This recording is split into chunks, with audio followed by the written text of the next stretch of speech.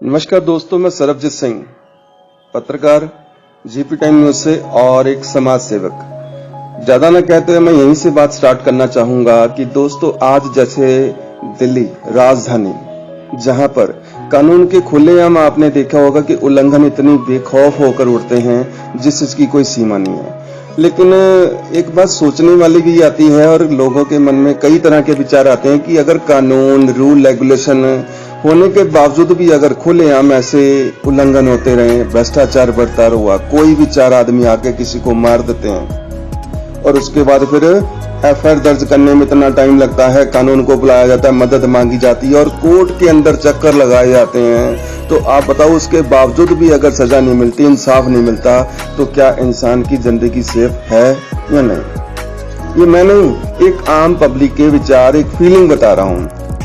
क्योंकि पहले भी कानून था, रूल रेगुलेशन था, लोगों में डर था या लेकिन एक प्यार भी था। लेकिन आज देखा जाए तो सबसे पहले इंसानियत खत्म हो चुकी है और दूसरी बात, लोगों में इतना क्रोध और इतनी गुंडागर्दी बढ़ चुकी है कि आज एक बुजुर्ग, बच्चा, एक बहन जो बाहर निकले तो वो अपने आप को ऐसा महसूस करती है कि जैसे कहीं ना कहीं कोई हादसा ना हो जाए और कहीं मेरे को कोई गाड़ी वाला ना मार जाए या कोई और हादसा ना हो जाए। लेकिन ऐसा क्यों?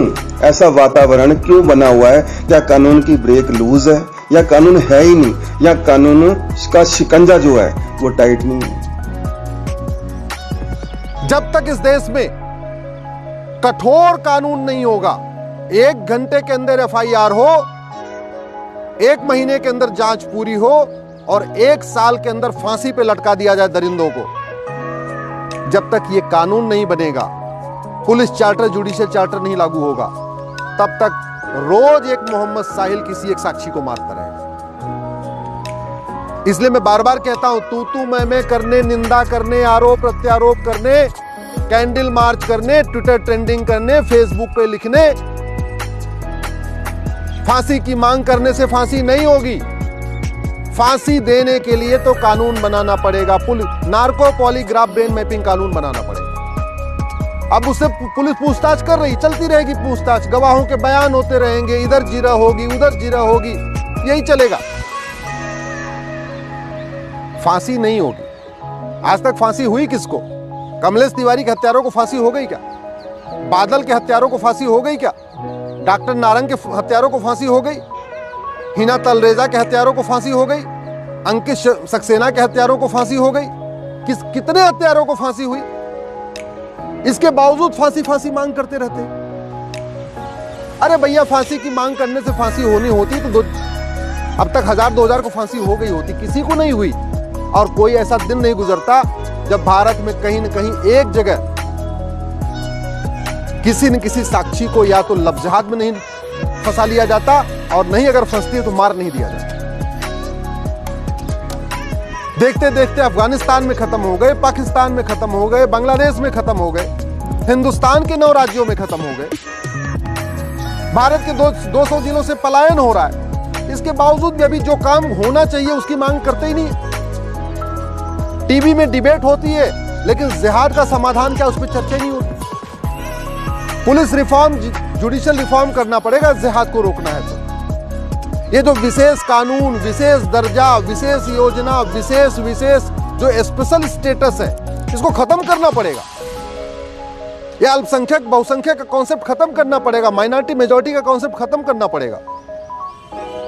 मदरसा मिशनरी स्कूल बंद करना पड़ेगा, गुरुकुल शिक्षा लागू करनी पड़ेगी, वैदिक शिक्षा लागू करनी पड़ेगी, जिससे क्या खाना है, क्या नहीं खाना, क्या पढ़ना, क्या नहीं पढ़ना, क्या देखना, क्या नहीं देखना, क्या सुनना है, क्या नहीं सुनना, इस चीज का भाव बच्चे में बचपन में डालना पड़ेगा। ये पर्सनल लॉ खत्म करके समान नागरिक संहिता लागू करना पड़ेगा, तब जाके सबके बीच में प्रेम बढ़ेगा, तब जाके साक्षी बचेगी। ऐसे नहीं बचेगी बतौलेबाजी करने से, भाषणबाजी करने से। घुसपैठियों के खिलाफ फांसी देने का कानून बनाना पड़ेगा, जिहादियों को फांसी देने का कानून बनाना पड़ेगा। और न्यायिक व्यवस्था ठीक हो, न्यायिक व्यवस्था 1 साल के अंदर सजा होना शुरू हो जाए, इसके लिए जुडिशियल चार्टर लागू करना पड़ेगा। मेरा आप लोगों से हाथ जोड़ के निवेदन है, इस वीडियो को घर घर पहुंचाइए, अधिक से अधिक शेयर करिए। बहुत हो गया तू मैं, बहुत हो गया नूरा कुश्ती, बहुत हो गया आरोप प्रत्यारोप। इससे कुछ नहीं होने वाला। न जिहाद रुकेगा, न मजहबी उन्माद रुकेगा, न साक्षी बचेगी। देश को बचाना है, सनातन संस्कृति को बचाना है तो कानून बनाना पड़ेगा। Police reform, judicial reform, election reform करना पड़ेगा, एजुकेशन रिफॉर्म करना पड़ेगा। इसलिए मेरा आपसे निवेदन है, इस वीडियो को अधिक से अधिक लोगों तक पहुंचाइए। अपने सांसदों को टैग करके ट्वीट करिए, अपने क्षेत्र के विधायकों तक पहुंचाइए, अपने सारे व्हाट्सएप ग्रुप में फैलाइए। लोगों को पता चलना चाहिए कि समाधान कानून बदलना ही है। कानून बदलने से समाधान होगा, अच्छी अच्छी बातें करने से नहीं।